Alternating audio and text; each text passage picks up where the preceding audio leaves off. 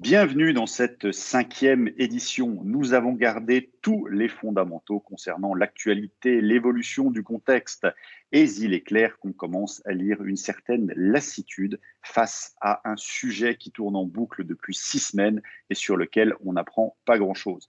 Vous verrez que certains articles ont choisi un angle éditorial plus surprenant et qui essaie en tout cas de casser les codes.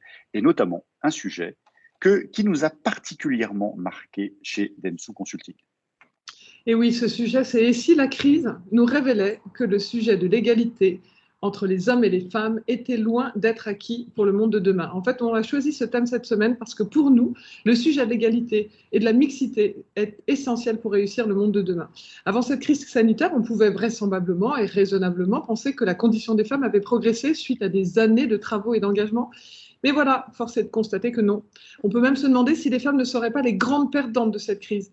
Et oui, tout le monde s'est accordé, il faut se recentrer sur des sujets vraiment importants. La santé, la sécurité, l'économie et le sujet de l'égalité et de la mixité semble avoir totalement disparu.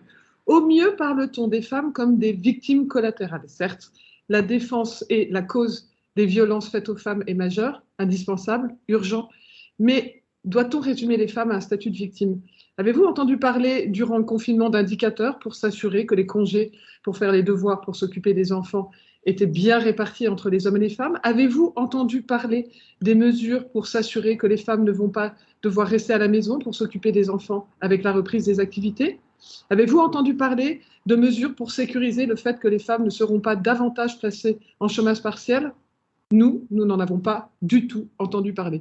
Sans parler du fait que l'état-major de la lutte contre cette crise présentée dans les médias est une fois encore composé quasiment exclusivement d'hommes, voire de mâles blancs de plus de 50 ans. Bref, nous avons du mal à trouver des études prospectives sur ce sujet et les rares analyses tombent plus dans la caricature, comme les propos de M. Cohn-Bendit, qui nous confère l'honneur d'être des bonnes mères de famille en capacité de gérer des crises internes, en gros des crises à la maison.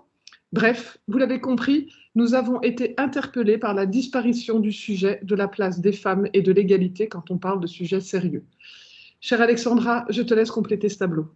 Alors, je complète très rapidement, Véronique, parce que tu as été très disserte et j'abonde complètement parce que, effectivement, il semblerait que les hommes et les femmes ne vivent pas le même confinement. Et cela a été un sujet très difficile à documenter cette semaine.